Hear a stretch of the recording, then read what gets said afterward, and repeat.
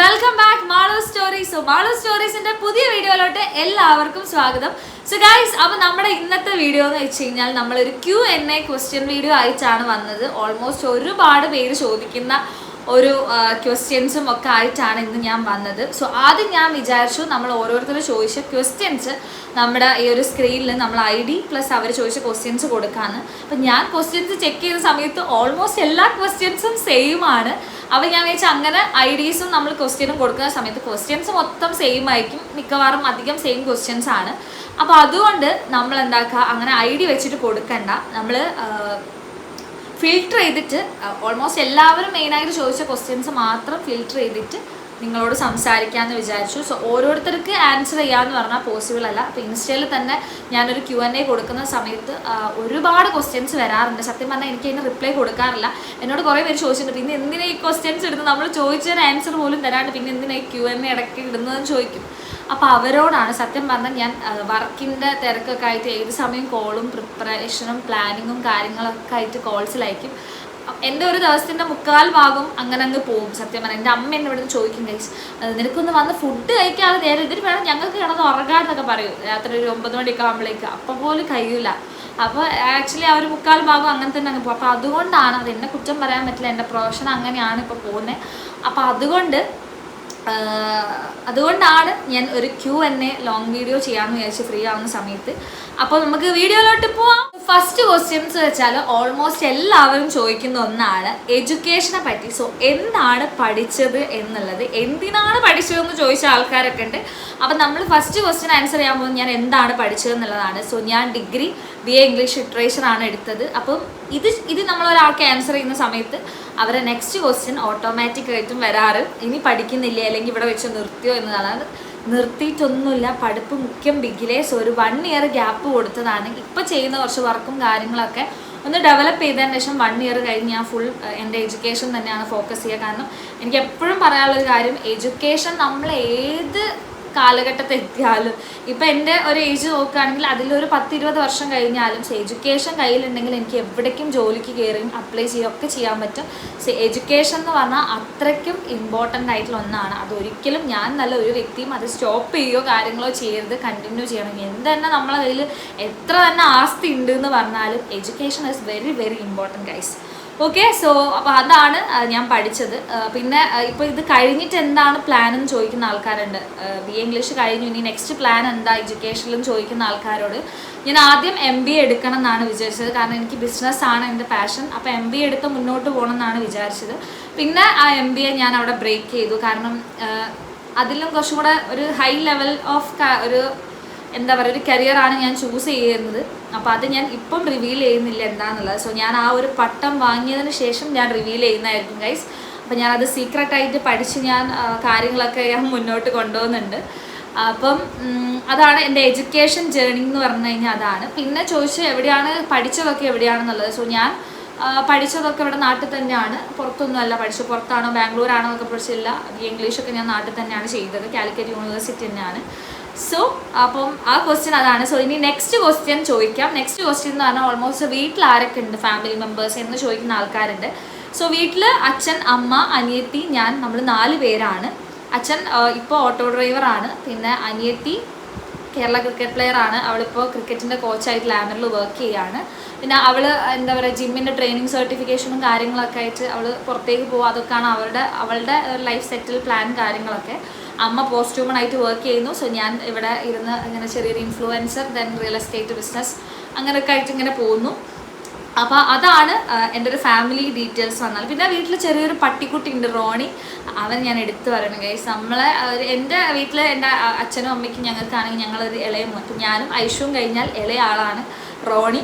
അപ്പോൾ അവരും ഉണ്ട്. സോ അതാണ് എൻ്റെ ഒരു ഫാമിലി, എൻ്റെ ഒരു ചെറിയ കുടുംബം എന്ന് പറഞ്ഞു കഴിഞ്ഞാൽ അതാണ്. പിന്നെ നെക്സ്റ്റ് ക്വസ്റ്റ്യൻ എന്ന് വെച്ചാൽ എൻ്റെ ഏജ് ചോദിച്ച ആൾക്കാരാണ്. എൻ്റെ ഏജ് ചോദിച്ച ഒരുപാട് ഞെട്ടൽ സിമ്പിൾസ് ഒക്കെ വന്നിട്ടുണ്ടായിരുന്നു ഞാൻ ഏജ് പറയുന്ന സമയത്ത്. സോ ആക്ച്വലി എൻ്റെ ഏജ് 21 ആണ്. 21ഓ 21 വയസ്സോ എന്ന് ചോദിക്കുന്ന ആൾക്കാരുണ്ട്. സോ അവരെനിക്ക് കുറ്റം പറയാൻ പറ്റില്ല. പിന്നെ 21 വയസ്സിൽ ഇത്ര പടർന്ന് വന്നിച്ചാൽ എന്നെയും കുറ്റം പറയാൻ പറ്റില്ല ഗൈസ്. ഞാൻ അത്യാവശ്യം നല്ല ഹൈറ്റും വെയിറ്റുള്ള കുട്ടിയാണ്. പാരമ്പര്യമാണ് എന്നാണ് എൻ്റെ ഒരു തോന്നൽ. കാരണം ഫാമിലി മൊത്തം അത്യാവശ്യം നല്ല ഹൈറ്റും വെയിറ്റുള്ള ടീംസാണ്. അപ്പം 21 വയസ്സായിട്ടേ ഉള്ളൂ എനിക്ക്. ഇപ്പം ഞാൻ വേണമെങ്കിൽ എൻ്റെ ആധാർ കാർഡൊക്കെ ഞാൻ കുറേ പേർക്ക് ഡൗട്ട്സ് ഉണ്ടായിട്ട് ആധാർ കാർഡ് അയപ്പിച്ച ടീംസ് വരെ ഉണ്ട് എൻ്റെ ഇൻസ്റ്റാഗ്രാമിലും വാട്സപ്പിലൊക്കെ. പക്ഷേ ഇപ്പം ഞാൻ ഇവിടെ ഇങ്ങനെ ആധാർ കാർഡ് ഒന്ന് റിവീൽ ചെയ്യാൻ ഞാൻ ആഗ്രഹിക്കുന്നില്ല. സോ നിങ്ങൾ വിശ്വസിക്കുക ഗൈസ്, എനിക്ക് 21 വയസ്സായിട്ടേ ഉള്ളൂ. 27/3/2003 എൻ്റെ ഡേറ്റ് ഓഫ് ബർത്ത് വരുന്നത്. പിന്നെ സത്യം പറഞ്ഞാൽ എനിക്ക് ചില സമയം പണ്ടൊക്കെ സ്കൂളിൽ പഠിക്കുമ്പോൾ തോന്നുന്നു എന്തിനേലും ഈ ഹൈറ്റൊക്കെ തന്നതെന്ന്. കാരണം എപ്പോഴും അസംബ്ലിക്ക് ഞാൻ ബാക്കിൽ കഴിഞ്ഞ് പോയി നിൽക്കാം. എല്ലാ അസംബ്ലിക്കും എൻ്റെ മുന്നിൽ നിർത്തില്ല, ബാക്കിൽ കൊണ്ടുപോയി നിർത്തും. ഹൈറ്റില്ല എനിക്ക് ഓർമ്മയുണ്ട്. +2 ഞാനും എൻ്റെ അനഘി എൻ്റെ ബെസ്റ്റ് ഫ്രണ്ട് ഇരുന്നു. അവളും ഞാനും എപ്പോഴും ബാക്കിലായിരിക്കും. അവൾ പിന്നെ എപ്പോഴും ലേറ്റ് ആയിട്ട് വരും, ബാക്കിൽ വന്നിട്ടും. ഞാൻ പിന്നെ ആദ്യം വന്നാലും ബാക്കിൽ തന്നെയാണ് ഗൈസ്. അപ്പം ആ സമയത്തൊക്കെ ഞാൻ വിചാരിക്കും എന്തിനു. പക്ഷേ ഇപ്പം സത്യം പറഞ്ഞാൽ എനിക്ക് ആ ഹൈറ്റ് കൊണ്ട് ഒരുപാട് ഗുണം തന്നെ ഉണ്ടായിട്ടുള്ളൂ സത്യം പറഞ്ഞാൽ. കാരണം എവിടെ പോയാലും നമ്മൾ ഹൈലൈറ്റ് ആണ് ഒന്നാമത്തെ കാര്യം. എവിടെ നിന്ന് തന്നെ ഏതൊരു വ്യക്തിക്കും പെട്ടെന്ന് കാണാൻ പറ്റും എന്നുള്ളതാണ്. പിന്നെ നമ്മളിപ്പോൾ ഒരു ബിസിനസ് കാര്യങ്ങൾ സംസാരിക്കുമ്പോൾ, പ്രൊമോഷൻ സംസാരിക്കുമ്പോഴൊക്കെ ഹൈറ്റ് സത്യം പറഞ്ഞാൽ എനിക്ക് യൂസ്ഫുൾ ആയിരുന്നു. കാരണം ആൾക്കാർ നമ്മൾ കേട്ടിരിക്കും.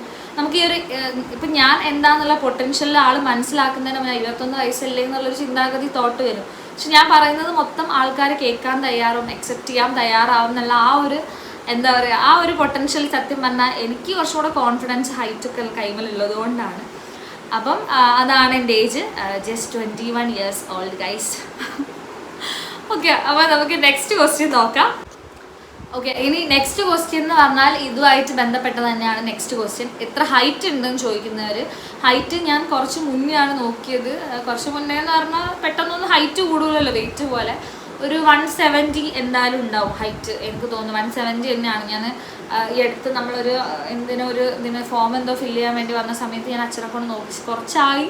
പക്ഷെ 170 ആണ്. Okay, 170 my height guys. പിന്നെ ഓൾമോസ്റ്റ് ഒരുപാട് പേര് ചോദിച്ച കാര്യം പ്ലേസ് എവിടെയാണെന്നുള്ളതാണ്. കൊച്ചിയിലാണോ പ്ലേസ് എന്ന് ചോദിക്കുന്ന ഒരുപാട് പേരുണ്ടാകുന്ന. എന്നെ കണ്ട ഒരു കൊച്ചിക്കാരത്തിൻ്റെ ലുക്ക് ഉണ്ട് ഗൈസ്, എനിക്കറിയില്ല. പക്ഷെ ഞാൻ കോഴിക്കോട്ടുകാരിയാണ്, പക്കാ കോഴിക്കോടാണ്. സോ ഇവിടെ തന്നെയാണ് ജനനം, ഇവിടെ തന്നെ ആവും മരണം എന്നാണ് ഞാൻ ചിന്തിക്കുന്നത്. ആക്ച്വലി ഞാൻ കോഴിക്കോട് തന്നെയാണ്, പ്രോപ്പർ കോഴിക്കോട് അത്തോളി പുറക്കാട്ടിലാണ് പ്ലേസ് വരുന്നത്. അപ്പോൾ അതാണ് എൻ്റെ പ്ലേസ് ഡീറ്റെയിൽസ്. ഓക്കെ, ഏറ്റവും ഇഷ്ടപ്പെട്ട ഫുഡ് ഏതാണെന്ന് ചോദിച്ചത്. അതിൽ എൻ്റെ 2-3 ഫ്രണ്ട്സ് തന്നെയാണ് തെണ്ടികൾ വന്ന് കമൻ്റ് ഇട്ടത്. കാരണം എനിക്ക് ഏറ്റവും കൂടുതൽ അതിപ്പോൾ ഇനി എന്തൊക്കെ ഉണ്ടെങ്കിലും, ഇപ്പോൾ ഞാൻ ഫോർ എക്സാമ്പിൾ ഇപ്പോൾ നമ്മളിപ്പോൾ ഒരു ബിരിയാണി, ചിക്കൻ, ബീഫ് ആയിക്കോട്ടെ, അല്ലെങ്കിൽ ഇനി പോർക്ക് ആയിക്കോട്ടെ, എന്തോ ആയിക്കോട്ടെ, ചിക്കൻ ഐറ്റംസ് ഒക്കെ ആയിക്കോട്ടെ, ഇപ്പോൾ ചിക്കൻ കറി ഉണ്ട് പ്ലസ് പൊറോട്ട, അങ്ങനത്തെ ഐറ്റംസ് ഒക്കെ ഉണ്ടെങ്കിൽ പോലും മേ ബി ആ ഒരു പ്ലേസിൽ തന്നെ ചിക്കൻ മന്തിയോ അല്ലെങ്കിൽ ചിക്കൻ ബിരിയാണി അങ്ങനെയൊക്കെ എന്തെങ്കിലും ഉണ്ടെങ്കിലും എൻ്റെ അൾട്ടിമേറ്റ് ഫേവറേറ്റ് മന്തിയാണ്. ചിക്കൻ മന്തി എനിക്ക് ഭയങ്കര ഇഷ്ടമാണ്. ബീഫ് മന്തി ഞാൻ ട്രൈ ചെയ്തില്ല, എനിക്കത് ലൈക്ക് ആയില്ല. അപ്പോൾ അതുകൊണ്ട് ഞാൻ ചിക്കൻ മന്തി ഫാനാണ് കഴിച്ചത്. എനിക്ക് ഏറ്റവും ഇഷ്ടപ്പെട്ട ഫുഡ് ചിക്കൻ മന്തിയാണ്. സത്യം പറഞ്ഞാൽ എനിക്ക് ഇഷ്ടമല്ല കഴിച്ചത്. എന്നെ കൊല്ലുന്നതിന് സമമാണ് മീൻകറീൻ്റെ ചാറില്ലാണ്ട് പോലെ ഫുഡ് കഴിക്കുക എന്ന് പറയുന്നത്. എൻ്റെ വീട്ടിലെല്ലാവർക്കും അങ്ങനെയാണ്. സത്യം പറഞ്ഞാൽ നമ്മൾ നോൽമ്പൊക്കെ ഉണ്ടാകുന്ന സമയത്ത് ഞാൻ എങ്ങനെയൊക്കെയോ ദൈവമേ ഈശ്വര അതൊക്കെ വിളിച്ച് എങ്ങനെയൊക്കെയോ ഇറക്കാൻ എന്തെങ്കിലും കഴിക്കണമല്ലോ എന്ന് വിചാരിച്ച് നമ്മൾ ഇറക്കിയിടുന്നതാണ്. സത്യം പറഞ്ഞാൽ എനിക്ക് മീനിൻ്റെ ചാറ് പോലും ഇല്ലാണ്ട് ഫുഡ് കഴിക്കാൻ പറ്റുമല്ല കഴിച്ച്, അങ്ങനെയാണ് ഞാൻ. പക്ഷേ എനിക്ക് ഏറ്റവും കൂടുതൽ ഇഷ്ടം ചിക്കൻ മന്തിയാണ്. പിന്നെ നമ്മൾ കോമൺലി എന്താ പറയുക, മനുഷ്യന്മാർ കഴിക്കുന്ന എന്തും ഞാൻ കഴിക്കും, തിരിച്ച് കടിക്കാത്ത എന്തും ഞാൻ കഴിക്കും. എനിക്ക് അങ്ങനെ ഇന്നത് വേണം ഇന്നതായിക്കോളണം എന്നുള്ളതൊന്നുമില്ല. എന്താണോ അതനുസരിച്ച് കഴിക്കും. പിന്നെ അമ്മ എപ്പോഴും പഠിപ്പിക്കുന്ന ഒരു കാര്യം, നമ്മൾ എവിടെ പോയാലും ഏത് സിറ്റുവേഷനിൽ പോയാലും അവിടെ എന്താണോ ഭക്ഷണം അതനുസരിച്ച് കഴിച്ചോളണം എന്ന് പഠിപ്പിച്ച ഒരാളാണ്. അപ്പോൾ അതുകൊണ്ട് തന്നെ ഞാൻ എവിടെ പോയാലും എനിക്ക് വലിയ ബുദ്ധിമുട്ടില്ലാണ്ട് കഴിക്കലുണ്ട്. പക്ഷേ മീൻകറി കുറച്ചൊരു മസ്റ്റായിട്ടുള്ള കാര്യം. അത് എൻ്റെ വീട്ടിൽ മാത്രമേ ഞാൻ അങ്ങനെ പറയുള്ളൂ, മീനിൻ്റെ ചാറിലാണ് എനിക്ക് ഇറങ്ങൂല. പക്ഷെ ഒരു സ്ഥലത്ത് പോയിട്ട് അവിടെ ഇപ്പോൾ പച്ചക്കറി ആണെങ്കിൽ കഞ്ഞി ആണെങ്കിൽ പോലും ഞാനത് മനസ്സാറിന് സന്തോഷത്തോടെ കുടിക്കുന്ന ഒരാളാണ്. അപ്പം നെക്സ്റ്റ് ക്വസ്റ്റ്യനിലേക്ക് പോവാം. ക്വസ്റ്റ്യൻ എന്ന് പറഞ്ഞാൽ ഏറ്റവും കൂടുതൽ ഇഷ്ടപ്പെട്ട കളർ ഏതാണെന്നുള്ളത്. കളർ ഏതാണെന്ന് ചോദിക്കാനുള്ള മെയിൻ റീസൺ എന്ന് വെച്ചാൽ ഞാൻ ഇൻസ്റ്റാഗ്രാമിലൊക്കെ ഇടുന്ന പോസ്റ്റേഴ്സൊക്കെ ഒരുപാട് പേര് ചോദിക്കും നല്ല ഡ്രസ്സിങ് സെൻസ് ഉണ്ടെന്ന് പറയുന്ന ആൾക്കാരുണ്ട് കളേഴ്സിലാണെങ്കിലൊക്കെ. സോ എനിക്ക് സത്യം പറഞ്ഞാൽ ഗോൾഡ് ജ്വല്ലറി അങ്ങനത്തെ ഒന്നും അത്ര ഇമ്പോർട്ടൻ്റ് അല്ല. പക്ഷെ ഡ്രസ്സ് എനിക്ക് ഭയങ്കര ഇഷ്ടമാണ്. ഡ്രസ്സ് എത്ര വേണമെങ്കിലും ഇടാനും ഇഷ്ടമാണ്, വാങ്ങാനും ഒക്കെ ഇഷ്ടമാണ്. വേറെ ഒന്നിലും എക്സ്പെൻസ് ചിലവാക്കുന്നതിൽ എനിക്ക് താല്പര്യം. ഡ്രസ്സിനോട് എനിക്ക് ഭയങ്കര കമ്പാണ് ഗൈസ്. ഇപ്പോൾ കഴിഞ്ഞ ദിവസം എനിക്ക് N2 Square എന്ന് പറയുന്ന ഒരു പേജ് എനിക്കൊരു നല്ലൊരു ബ്യൂട്ടിഫുൾ ആയിട്ടുള്ളൊരു ബ്ലാക്ക് ഡ്രസ്സ് ഞാൻ അതിൻ്റെ പോസ്റ്റ് ഇൻസ്റ്റാഗ്രാമിൽ കൊടുത്തിട്ടുണ്ട്. ഞാൻ ഈ സൈഡിൽ കൊടുക്കുക ഗൈസ്. അടിപൊളി പേജാണ്. കാരണം ഒരുപാട് കുർത്തീൻ്റെ കളക്ഷൻസും കാര്യങ്ങളൊക്കെ ഉണ്ട്. ഫീഡിങ് കുർത്തീസൊക്കെ ഉണ്ട്. പ്രഗ്നൻസി കഴിഞ്ഞ ലേഡീസിനൊക്കെ പറ്റിയ ഒരുപാട് സെറ്റും കാര്യങ്ങളും അതിലുണ്ട്. സോ നിങ്ങൾക്ക് വേണമെങ്കിൽ ഒന്ന് ചെക്കൗട്ട് ചെയ്യുക, പർച്ചേസ് ചെയ്യാനൊക്കെ പറ്റും. അപ്പോൾ അവരെനിക്കൊരു ബ്ലാക്ക് ഡ്രസ്സ് അയച്ചു തന്നിട്ടുണ്ട്. സോ എനിക്ക് ഭയങ്കര ഇഷ്ടമായി. ഹാൻഡ് വർക്ക്ഡ് ആയിട്ടുള്ളൊരു ഡ്രസ്സാണ്. അത് സത്യം പറഞ്ഞാൽ എൻ്റെ ലുക്ക് തന്നെ ചേഞ്ച് ആയി എന്നുള്ള പോലെ ഇരുന്ന ആ ഒരു ബ്ലാക്ക് ഡ്രസ്സ്. പൊതുവേ നമുക്ക് എല്ലാവർക്കും അറിയാം ബ്ലാക്ക് പൊതുവേ എല്ലാവർക്കും നല്ലൊരു ഭംഗി കൊടുക്കുന്നൊരു ടൈപ്പ് ഓഫ് കളറാണ് ബ്ലാക്ക്. സോ എൻ്റെ പേഴ്സണൽ ഫേവറേറ്റ് കളർ ബ്ലാക്ക് ആണ്. ബ്ലാക്ക് ആൻഡ് ബ്ലൂ ആണ് ഏറ്റവും ഇഷ്ടപ്പെട്ട കളർ. ബ്ലൂ ആണ്. ബ്ലൂവിൻ്റെ കൂടെ ബ്ലാക്ക് ഇഷ്ടമാണ് ഗൈസ്. ആ 2 കളേഴ്സാണ് എൻ്റെ all time favourite colours. Okay guys, അപ്പോൾ നെക്സ്റ്റ് വന്നൊരു ക്വസ്റ്റ്യൻ എന്ന് ചോദിച്ചാൽ ആരോടെങ്കിലും ക്രഷ് ഉണ്ടായിട്ടുണ്ടോ എന്ന് ചോദിച്ച ആൾക്കാരുണ്ട്. ക്രഷ് സത്യം പറഞ്ഞാൽ ഉണ്ടായിട്ടുണ്ട് ലൈഫിൽ. എല്ലാവരുടെ ലൈഫിലും ഒരു ക്രഷ് ഉണ്ടാവും. ഞാൻ ആരൊക്കെ എന്തൊക്കെ പറഞ്ഞാൽ പോലും എല്ലാവരുടെ ലൈഫിലും ഒരു ക്രഷ് മീൻസ് ഒരു റിലേഷൻഷിപ്പിനെ മാത്രമല്ല ക്രഷ് എന്ന് പറയുന്നത്. റിലേഷൻഷിപ്പ് എന്നല്ല ക്രഷ്, അത് തെറ്റായിട്ടുള്ള മീനിങ് ആണ്. ഒരു ഇഷ്ടം തോന്നിയ ഒരു വ്യക്തി എല്ലാവർക്കും അതെന്തെങ്കിലും ഒരു ഫ്യൂച്ചേഴ്സ് കൊണ്ടായിരിക്കും. എന്നെ സംബന്ധിച്ചുള്ള ഫ്യൂച്ചേഴ്സ് കണ്ടൊക്കെയാണ് എനിക്ക് സത്യം പറഞ്ഞാൽ ക്രഷ് പെട്ടെന്ന് വരിക. അല്ലാണ്ടൊന്നും ഒരിക്കലും ഒരു ക്രഷൊന്നും സത്യം പറഞ്ഞാൽ അങ്ങനെ ക്രഷ് വരാൻ നമ്മൾ ഒരുപാട് സംസാരിച്ചു. ഓക്കെ, അങ്ങനെ സംസാരിക്കണല്ലോ. ഇപ്പോൾ ഒരുപാട് പേർക്ക് ഫിലിം ആക്ടേഴ്സിനോടായിരിക്കും ക്രഷ്, അല്ലാത്ത ചിലപ്പോൾ നമ്മൾ കണ്ട ഫാമിലിയിലുള്ള ഏതെങ്കിലും മെമ്പേഴ്സിനോട്, ഫ്രണ്ട്സിലുള്ള ഏതെങ്കിലും മെമ്പേഴ്സിനോടോ, നെയ്ബേഴ്സിനോടോ അങ്ങനെയൊക്കെ ക്രഷുള്ള ഒരുപാട് ടീംസ് ഉണ്ട്. പക്ഷേ എനിക്ക് ക്രഷ് ഉണ്ട്. ഇപ്പം നിലവിൽ എനിക്കൊരു ക്രഷ് ഉണ്ട് ഗൈസ്. അതാരാന്നൊന്നും ഞാൻ പറയില്ല, പക്ഷെ ജസ്റ്റ് ക്രഷ് മാത്രം ഗൈസ്, വേറെ ഒന്നുമില്ല. നല്ലൊരു ക്രഷാണ് എനിക്ക് സത്യം പറഞ്ഞാൽ. ഭയങ്കര ക്രഷാണ് ആളോട്. അപ്പോൾ ആളുടെ ഫോട്ടോസൊക്കെ ആളുടെ ലുക്സും സ്റ്റൈൽസൊക്കെ എനിക്ക് ഭയങ്കര ഇഷ്ടമാണ്. പിന്നെ നെക്സ്റ്റ് ചോദിച്ചൊരു കാര്യം, തേപ്പ് കിട്ടിയിട്ടുണ്ടോ, തേപ്പ് കൊടുത്തിട്ടുണ്ടോ എന്ന് ചോദിക്കുന്ന ആൾക്കാരോട് തേപ്പ് കിട്ടിയിട്ടുണ്ടോ ആൾക്കാരും ചോദിച്ചിട്ടുണ്ട്. 2 ടൈപ്പ് ഓഫ് ക്വസ്റ്റ്യൻസ് ഉണ്ട്. ഇല്ല, സോ റിലേഷൻഷിപ്പ് ഉണ്ടായിട്ടുണ്ട്, ബ്രേക്കപ്പ് ആയിട്ടുമുണ്ട്.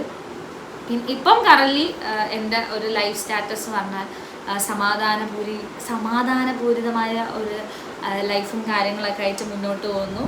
എൻ്റെ ഡ്രീംസിനെ എത്തിപ്പിടിക്കാനുള്ള ഒരു ജേണിയിലാണ് കഴിച്ചത് ഞാൻ. അപ്പോൾ ആ ജേണി ഇനിയിപ്പം എന്തൊക്കെ വന്നാലും ആരൊക്കെ വന്നാലും ഇനിയിപ്പോൾ ഒരു ക്രഷ് വന്നാൽ പോലും അതിനൊന്നും ഒരു തടസ്സവും ഉണ്ടാവില്ല സത്യം പറഞ്ഞാൽ. അപ്പോൾ അങ്ങനെയൊക്കെ മുന്നോട്ട് പോകുന്നു. പിന്നെ കുറേ പേര് ചോദിച്ചൊരു ക്വസ്റ്റ്യനാണ്, ലൈഫിൽ ഏറ്റവും കൂടുതൽ ഡ്രീം ചെയ്തൊരു കാര്യം എന്താണെന്നത്. ഞാൻ എൻ്റെ ലൈഫിൽ പണ്ടൊക്കെ ചോദിച്ചു കഴിഞ്ഞാൽ, പണ്ടെന്ന് പറഞ്ഞാൽ എൻ്റെ ഒരു 17-18 വയസ്സിലൊക്കെ എന്നോട് ഡ്രീം ചോദിച്ചു തന്നാൽ ഞാൻ പറയും എനിക്ക് അത് വാങ്ങണം, ഇത് വാങ്ങണം, മറ്റേ വാങ്ങണം, മറിച്ചേ വാങ്ങണം. ഇതൊക്കെ ആയിരുന്നു ആക്ച്വലി എൻ്റെ ഡ്രീംസ്. പക്ഷെ അതൊന്നുമല്ല നമ്മുടെ ലൈഫിലെ ഡ്രീംസ്. എൻ്റെ ജീവിതം തന്നെ എന്നെ പഠിപ്പിച്ചൊരു കാര്യമാണ്. ഇപ്പോഴത്തെ എൻ്റെ ഏറ്റവും വലിയ അൾട്ടിമേറ്റ് ഡ്രീം എന്ന് വെച്ചാൽ, ഒരു ദിവസം ഞാൻ കിടന്നുറങ്ങുന്നുണ്ടെങ്കിൽ അത് സമാധാനപൂരിതമായിട്ടുള്ളൊരു ഉറക്കമായിരിക്കണം. ഒരാളെ പറ്റിച്ചെന്ന ഒരു തോന്നലോ അല്ലെങ്കിൽ എന്തെങ്കിലും ഒരു കള്ളത്തരം കാട്ടില്ല ഒരു ജീവിതമാണ് എൻ്റെ എന്നുള്ള ആ ഒരു ഫീലൊന്നും എനിക്ക് ഒരിക്കലും തോന്നാൻ പാടില്ല. എനിക്ക് അത്രയ്ക്കും സമാധാനമുള്ള രാത്രികൾ എൻ്റെ ലൈഫിൽ, ഉറങ്ങുന്ന സമയത്ത് സമാധാനം കിട്ടുന്ന രാത്രികളിൽ, അതായിരിക്കും ഞാൻ എൻ്റെ ലൈഫിൽ ഞാൻ ചിന്തിക്കുന്ന ഏറ്റവും വലിയ അൾട്ടിമേറ്റ് ഡ്രീം ഞാൻ നേടിയെടുത്തത്. സ്റ്റിൽ ഇപ്പം എൻ്റെ കറണ്ട് ലൈഫിൽ ഞാൻ ആ ഡ്രീം അച്ചീവ് ചെയ്ത് കഴിഞ്ഞു. സത്യം പറഞ്ഞാൽ ഇപ്പോൾ ഒരു രീതിയിലുള്ള ഒരു അലട്ടലും എന്നെ സംബന്ധിച്ചിടത്തോളം എൻ്റെ മനസ്സിലും ഇല്ല, എൻ്റെ മൈൻഡിലും ഇല്ല, ഒരു കാര്യത്തിലും ഇല്ല. എല്ലാം ഞാൻ കൂളായിട്ട്, ഞാൻ അത്രയും കൂളായിട്ട് കിടന്നുറങ്ങുന്നു, അത്രയും കൂളായിട്ട് എൻ്റെ കാര്യങ്ങൾ ചെയ്യുന്നു, അത്രയും കൂളായിട്ട് ഞാൻ എൻ്റെ ഫാമിലിക്ക് വേണ്ട കാര്യങ്ങൾ ചെയ്യുന്നു, പ്രൊട്ടക്റ്റ് ചെയ്യുന്നു, കാര്യങ്ങളൊക്കെ ഞാൻ ചെയ്തു പോകുന്നുണ്ട്. ഒരു ടൈമിൽ ഞാൻ വീണ് പോയിട്ടുണ്ടായിരുന്നു. ഒരു ടൈമിൽ എല്ലാവരുടെ മുന്നിലും ഞാൻ അപമാനിക്കപ്പെട്ട് വീണ് പോയൊരു സിറ്റുവേഷൻ അനു എന്നൊരാളെ ലൈഫിലുണ്ട്. പല ആൾക്കാരും എന്നെ സോഷ്യൽ മീഡിയയിലൂടെ കാണുന്ന സമയത്ത് വളരെ ചിരിച്ച് കൂളായിട്ട് എപ്പോഴും എന്നെ കാണുന്ന എല്ലാവരും പറയുന്നൊരു കാര്യമാണ്, ഞാൻ എപ്പോഴും ചിരിക്കുന്ന ഒരാൾ, എപ്പോഴും ചിരിച്ചുകൊണ്ട് നിൽക്കുന്ന ഒരാൾ. എൻ്റെ മുഖത്ത് ഒരു ദിവസം ഒരു ചിരി ഡൗൺ ആയ ഏത് വ്യക്തിക്കും, എന്നെ ഒരു 2 മിനിറ്റ് മുന്നേ പരിചയപ്പെട്ടെങ്കിൽ ഒരു 2 ദിവസം മുന്നേ പരിചയപ്പെട്ട വ്യക്തിക്കാണെങ്കിലും അത് ക്യാച്ച് ചെയ്യാൻ പറ്റും. കാരണം ഞാൻ അത്ര ഒരു ഓപ്പൺ ആയിട്ടുള്ളൊരു ബുക്കായിരുന്നു സത്യം പറഞ്ഞാൽ. അത് ഒരുപാട് പേര് മുതലെടുത്തിട്ടുമുണ്ട് ആ ഒരു ബുക്കിനെ സത്യം പറഞ്ഞാൽ. പക്ഷെ അതൊക്കെ നമ്മളെ ലൈഫിലുള്ള പ്രോബ്ലംസ് അല്ല. ഞാൻ എപ്പോഴും ചിന്തിക്കുന്നതാണ്, ഇപ്പോൾ ഒരു മനുഷ്യൻ്റെ ലൈഫിൽ ചില ആളുകളുണ്ട്, എൻ്റെ ലൈഫ് ഫുൾ പ്രോബ്ലംസ് ആണല്ലോ ഗൈസ്, ഫുൾ പ്രോബ്ലംസൊക്കെ എന്നാ തീരാ. അത് നിങ്ങളുടെ തെറ്റായ ചിന്താഗതിയാണ്. ഒരിക്കലും ഒരു പ്രോബ്ലംസ് എന്ന് പറഞ്ഞൊരു നെഗറ്റിവിറ്റി മൈൻഡിലോട്ട് കൊടുക്കാൻ പാടില്ല. നിങ്ങളുടെ ലൈഫിൽ നിങ്ങൾക്ക് വരുന്ന പ്രോബ്ലംസ്, ഓക്കെ, നിങ്ങൾ പറയുന്ന പ്രോബ്ലംസ് പറഞ്ഞാൽ എക്സ്പീരിയൻസുകളായിട്ട് മാത്രം മുന്നോട്ട് കാണാം. അപ്പം ഞാൻ എൻ്റെ ലൈഫിൽ കിട്ടിയ ഒരുപാട് കാര്യങ്ങളുണ്ട്, അതൊക്കെ എൻ്റെ ലൈഫിനെ എന്നെ കുറച്ചും കൂടെ സ്ട്രോങ് ആക്കാനുള്ള എക്സ്പീരിയൻസുകളായിരുന്നു ദൈവം തന്നെ എന്ന് മാത്രം ഞാൻ ചിന്തിച്ചതുകൊണ്ട് എൻ്റെ ലൈഫ് ഇതാ അടിപൊളിയായിട്ട് കളറായിട്ട് വരുന്നുണ്ട് ഗൈസ്.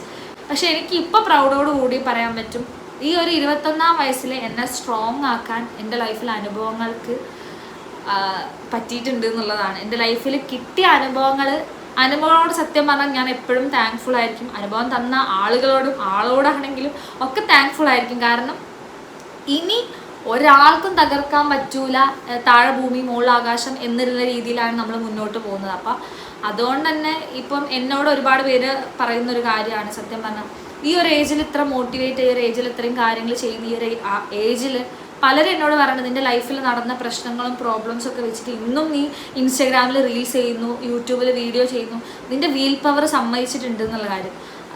അത് എനിക്ക് എന്നോട് തോന്നിയ ഒരു പ്രൗഡാണ് സത്യം പറഞ്ഞാൽ. ഞാൻ ചിന്തിച്ചിട്ടുണ്ട് ഇത്രയും എന്നെ തളർത്തിയിട്ടും ഇത്രയും എന്നെ താഴിട്ട് തറ പറ്റിച്ചിട്ട് പോലും ഞാനിന്ന് ഉയർന്നു വന്നത് മറ്റൊരാളെ മോട്ടിവേഷൻ ക്ലാസ് കേട്ടിട്ടോ അല്ലെങ്കിൽ ഒരാൾ വന്ന് എൻ്റെ തൊള്ളു തട്ടിയോ ഒക്കെ റെഡിയാവും, എല്ലാം റെഡിയാവും, പഴയത് മറന്നാൾ എന്ന് പറഞ്ഞിട്ടും അല്ല. ഞാൻ എന്ന വ്യക്തി ഞാൻ തന്നെ ചിന്തിച്ചൊരു കാര്യമുണ്ട്. കാരണം എൻ്റെ ലൈഫ് ഒരു ടൈമിൽ പന്ത് തട്ടാൻ കൊടുത്ത ഒരാൾ ഞാനാണ്. അതേ ഞാൻ ആ ഒരു പന്ത് തിരിച്ചു വാങ്ങി എൻ്റെ ഉള്ളിൽ തന്നെ കൊണ്ടുവച്ചതുകൊണ്ട് ഇന്ന് ഒരു വ്യക്തിക്കും പന്ത് തട്ടാനുള്ള ലൈഫിൽ അവസരം ഞാൻ ഉണ്ടാക്കി കൊടുക്കുന്നില്ല, ഇനി ഉണ്ടാക്കി കൊടുക്കുകയില്ല. അപ്പോൾ അതുകൊണ്ട് തന്നെ ഞാൻ തന്നെ ചിന്തിച്ചു തരില്ല, എനിക്കുള്ളത് ഞാൻ തന്നെ ഉണ്ടാക്കണം. എൻ്റെ ഡ്രീംസിൻ്റെ പുറകെ ഞാൻ തന്നെ പോകണം. ഇപ്പോൾ അനുവിൻ്റെ ഡ്രീംസ് നടക്കട്ടെ എന്ന് വിചാരിച്ചിട്ട് അപ്പുറമുള്ള ഒരാൾ പോയിട്ട് ചെയ്യുകയോ കാര്യങ്ങളൊന്നുമില്ല, നമ്മൾ തന്നെ ഉണ്ടാക്കണം. പിന്നെ മറ്റുള്ളവർ ഇനി നമ്മൾ എന്തൊക്കെ ചെയ്താലും ചെയ്തില്ലെങ്കിലും നല്ല കാര്യം ചെയ്താലും ഒക്കെ അവരുടെ ഭാഗത്ത് നിന്ന് എപ്പോഴും കുറ്റങ്ങളും കുറവുകളും കേട്ടുകൊണ്ടിരിക്കും. അത് കേട്ടിട്ടാണ് നിങ്ങളെ ലൈഫ് മുന്നോട്ട് കൊണ്ടുപോകുന്നതെങ്കിൽ ഉറപ്പാണ് പുറകെ കുത്തിരിക്കാം. അങ്ങനെ തന്നെ പറയും, വീട്ടിൽ കുത്തിരിക്കുക. ഒരു വീടിൻ്റെ ഒരു 4 ചുമരിൻ്റെ മുകളിൽ എന്താ പറയുക, ഒന്നും എല്ലാം നഷ്ടപ്പെട്ടല്ലോ എന്ന് ആലോചിച്ചിരിക്കുന്ന ഒരാളെയും ഞാൻ എന്ത് നഷ്ടപ്പെട്ട ലൈഫിൽ ഇനി എന്താ നഷ്ടപ്പെടാനുള്ളത് എൻ്റെ ലൈഫിൽ നിന്ന് ചിന്തിച്ച് മുന്നോട്ടൊരു സ്റ്റെപ്പ് വെച്ചപ്പോൾ ഒരുപാട് മാറ്റങ്ങൾ എൻ്റെ ലൈഫിലുണ്ടായി. എൻ്റെ ലൈഫിലുണ്ടായി. ഇന്ന് ഇപ്പോഴും ഞാൻ പറയുന്നു, ഇത്രയും സ്റ്റേബിളായിട്ട് സ്റ്റേണായിട്ട് സംസാരിക്കാനുള്ളൊരു കപ്പാസിറ്റി എനിക്ക് വന്നു. അപ്പം അതുകൊണ്ട് നമ്മൾ അങ്ങനെ ചില്ല് ചെയ്ത് അടിച്ചുപൊളിയായിട്ട് മുന്നോട്ട് പോകാൻ അത്രയേ ഉള്ളൂ. സോ നമ്മൾ ക്വസ്റ്റ്യൻസ് വിഷയത്തിൽ നിന്ന് തെന്നി മാറുന്നതായി ഫീൽ ആവുന്ന.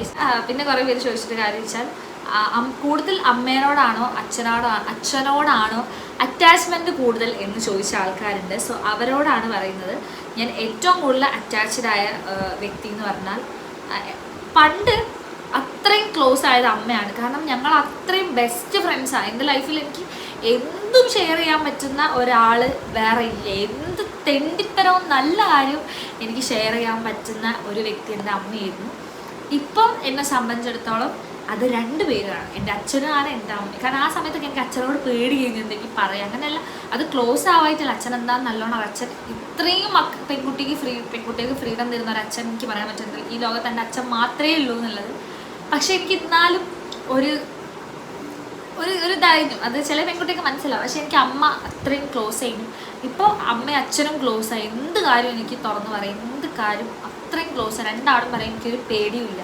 പേടിയുള്ള സാധനമാണെങ്കിൽ പോലും അവരെനിക്ക് അതിനുള്ളൊരു കറക്റ്റ് ആൻസർ അവർ തരും. കറക്റ്റ് കൂളായിട്ട് തന്നെ അവരിപ്പോൾ ആൻസർ തരും എന്ത് കാര്യം ഞാൻ ചോദിച്ചാൽ.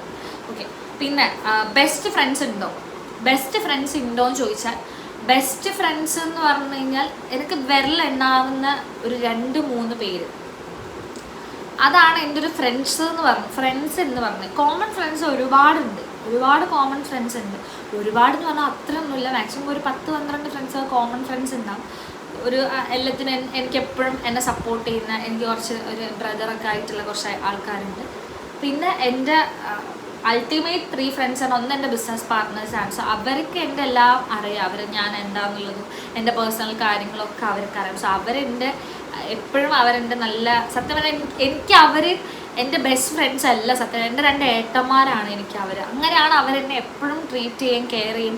ഒരു വർക്കിന് പോകുന്ന സമയത്ത് എൻ്റെ 2 ബ്രദേഴ്സ് എങ്ങനെയാണ്, എനിക്ക് 2 ഏട്ടന്മാരുണ്ടെങ്കിൽ അവരെങ്ങനെ എന്നെ കെയർ ചെയ്യും എന്നുള്ളൊരു സത്യം പറഞ്ഞാൽ അതാണ് എനിക്ക് അവരിൽ നിന്ന് കിട്ടിയത്. എൻ്റെ 2 ഏട്ടന്മാരാണ് അവർ സത്യം പറഞ്ഞാൽ. സോ അവരെൻ്റെ ബെസ്റ്റ് ഫ്രണ്ട്സാണ്. എനിക്ക് 3 പേരിൽ എൻ്റെ ലൈഫിലെ മെയിൻ പാർട്ട് ഓഫ് ഫ്രണ്ട്സ് എന്ന് പറഞ്ഞാൽ അവർ 2 പേരും.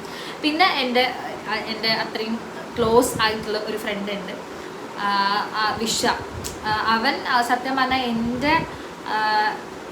അവൻ എൻ്റെ അത്രയും ക്ലോസ് ആവാനുള്ള മീൻസ് വെച്ചാൽ എൻ്റെ ഒരു വീക്ക് സൈഡ്, അനു എന്നൊരാളെ നെഗറ്റീവ് സൈഡ്, അനു എന്നൊരാളെ വീക്ക് പോയിന്റ് ആ സമയത്ത് പോലും എൻ്റെ കൂടെ കട്ടയ്ക്ക് നിന്നതാണ്.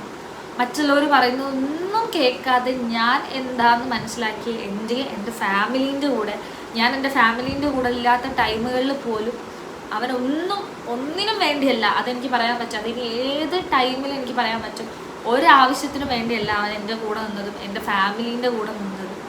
അപ്പം അത്രയും എൻ്റെ ലൈഫിൽ ഒരിക്കലും എൻ്റെ അടുത്തുനിന്ന് എൻ്റെ ലൈഫിൽ ഇല്ലാതാവരുത് എന്ന് ചിന്തിക്കുന്ന ഒരേ ഒരു ഫ്രണ്ട് ഇപ്പം കറൻലി വിഷയാണ്. എനിക്ക് അത്രയ്ക്കും എൻ്റെ ലൈഫിൽ ഏറ്റവും വലിയൊരു പാർട്ട് തന്നെ, എൻ്റെ ഫാമിലി പോലെ തന്നെ ഉള്ളൊരു പാർട്ടാണ്. എന്നെ എപ്പോഴും ഞാൻ ഈ ബിസിനസ്സിൽ ഇവിടെ വന്ന് നിങ്ങളുടെ അടുത്ത് തിളങ്ങാനും ആവാനും സംസാരിക്കാനും ആവാനൊക്കെയുള്ള മെയിൻ ബ്രെയിനൊക്കെ ആ സ്ഥലത്ത് നിന്ന് എനിക്ക് കിട്ടാം. ഒരുപാട് ഐഡിയാസ് എനിക്ക് തരുന്നൊരു വ്യക്തി അതാണ്. പിന്നെ ഒരു വ്യക്തി ഉണ്ട്, അത് ഹൈഡാണ് ഗൈസ്. അത് നമ്മൾ അധിക ദിവസം നൈറ്റ് നമ്മൾ സംസാരിക്കും, ഡെയിലി നൈറ്റ്. അത് സത്യം പറഞ്ഞാൽ അത് എനിക്ക് വിഷനെ പോലെ തന്നെയാണ് അതും.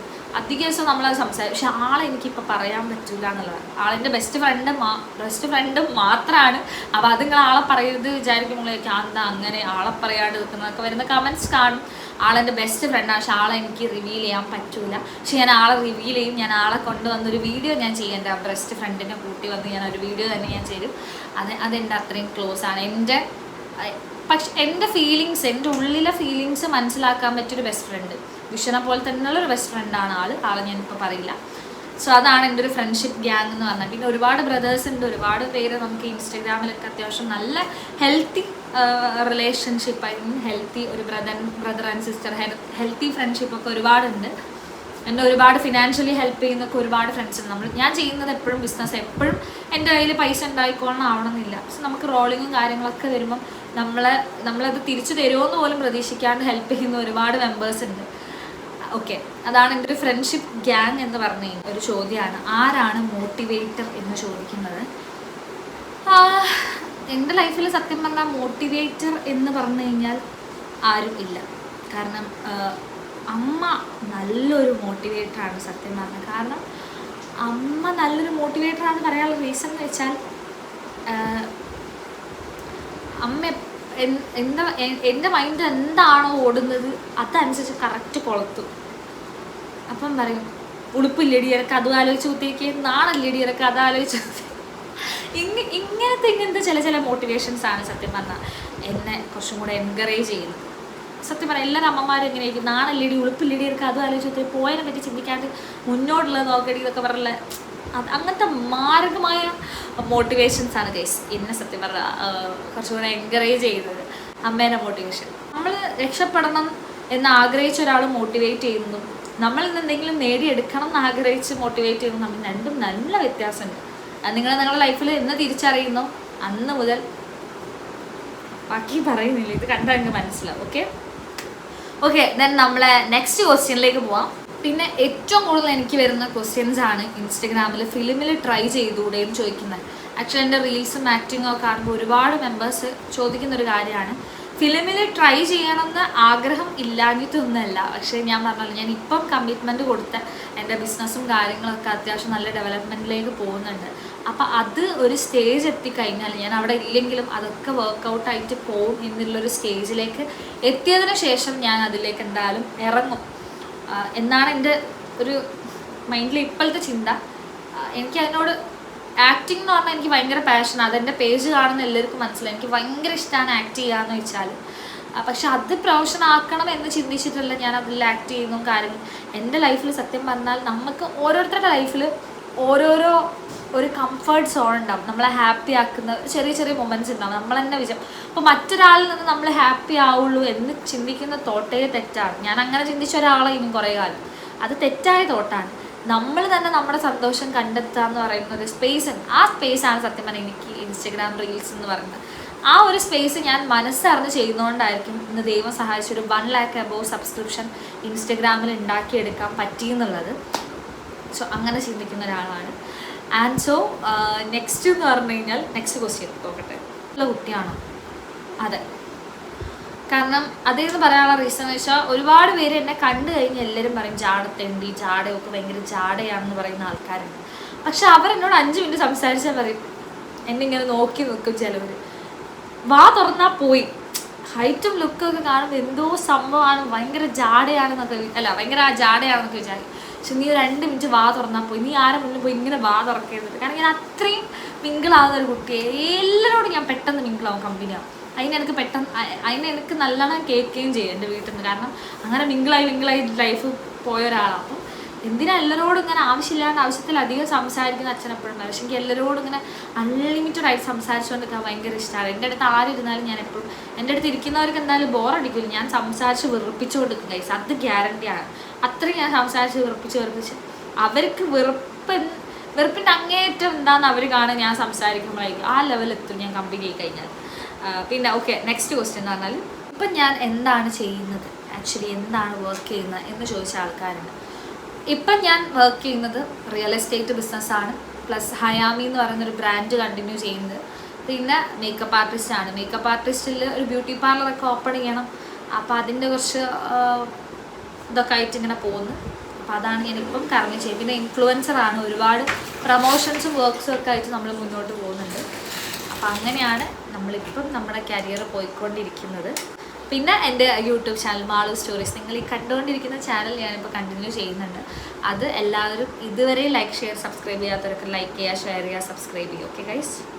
സിസ്റ്ററെ കുറിച്ച് പറയും, ഐഷുവിനെ കുറിച്ച് എനിക്ക് കുറച്ച് പറയാനുണ്ട് ഗൈസ്. അവളെക്കുറിച്ച് പറയാമെന്ന് വെച്ചാൽ അവൾ സത്യം പറഞ്ഞാൽ എല്ലാവരും പറയുന്നൊരു കാര്യം, നിങ്ങൾ കോമൺലി കേൾക്കുന്നൊരു കാര്യമായിരിക്കും. ചേച്ചി അവൾ ശരിക്കും അവൾക്ക് പറയാൻ പറ്റും ചേച്ചി എൻ്റെ ഒരു സെക്കൻഡ് മദറാണ്, കാര്യങ്ങളൊക്കെ ചിലപ്പോൾ അടിച്ചു കയറ്റാൻ പറ്റും. പക്ഷെ ഞാൻ അവൾക്ക് ഒരിക്കലും ഒരു സെക്കൻഡ് മദറാണെന്ന് എനിക്ക് പറയാൻ പറ്റില്ല. കാരണം എപ്പോഴും ഞാൻ അടി ഉണ്ടാക്കുന്ന ഒരു വ്യക്തിയോളാണ് വീട്ടിൽ എപ്പോഴും. പക്ഷെ എനിക്ക് പറയാൻ പറ്റും എൻ്റെ സെക്കൻഡ് മദർ ഐഷു തന്നെയാണെന്ന്. കാരണം അതിൽ എനിക്ക് പ്രൗഡേ ഉള്ളൂ. കാരണം ഞാനൊരു ചേച്ചിയായി ഞാൻ എൻ്റെ അനിയത്തിയാണ് എൻ്റെ സെക്കൻഡ് മദർ എന്ന് പറയുമ്പോൾ നിങ്ങൾക്ക് ചിന്തിക്കുക അവൾ എത്രത്തോളം, കാരണം എന്നേക്കാൾ മെച്ചുവേർഡാണ്, നല്ല മെച്ചുവേർഡും പക്വതയുള്ള കുട്ടിയാണ് ഐഷു സത്യം പറഞ്ഞാൽ. അതിൽ എനിക്ക് ഭയങ്കര സന്തോഷമേ ഉള്ളൂ. കാരണം പല കാര്യങ്ങളും ചിന്തിച്ച് പക്വതയോടെ കൂടി തന്നെ അവളെ ലൈഫിൽ തീരുമാനങ്ങളൊക്കെ എടുക്കുന്നത്.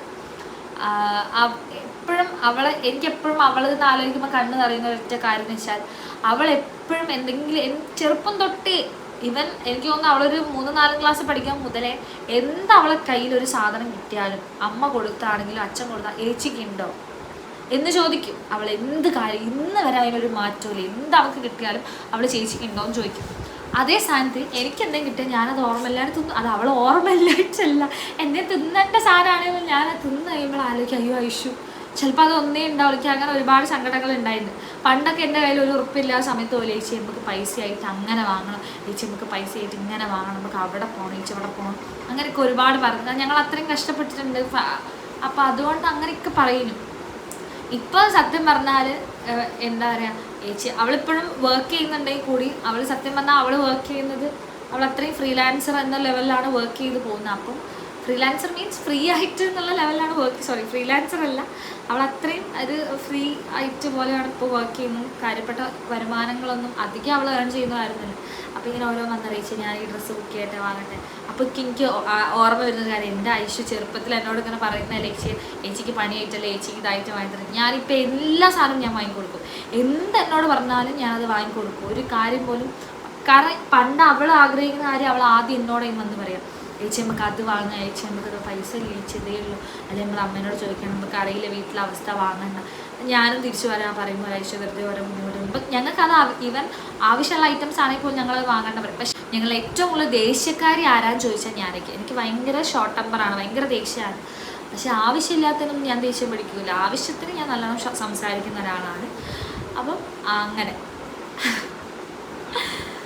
അപ്പം പിന്നെ കോമൺലി വന്ന ക്വസ്റ്റ്യൻസ് ഒരുപാട് ക്വസ്റ്റ്യൻസ് വന്നിട്ടുണ്ട്. പക്ഷെ ഞാനിതിങ്ങനെ ലാഗ് ആക്കിക്കുന്നില്ല, ഞാൻ പാർട്ട് 2 പറഞ്ഞ് ഞാൻ കൊടുക്കുന്നുണ്ട്.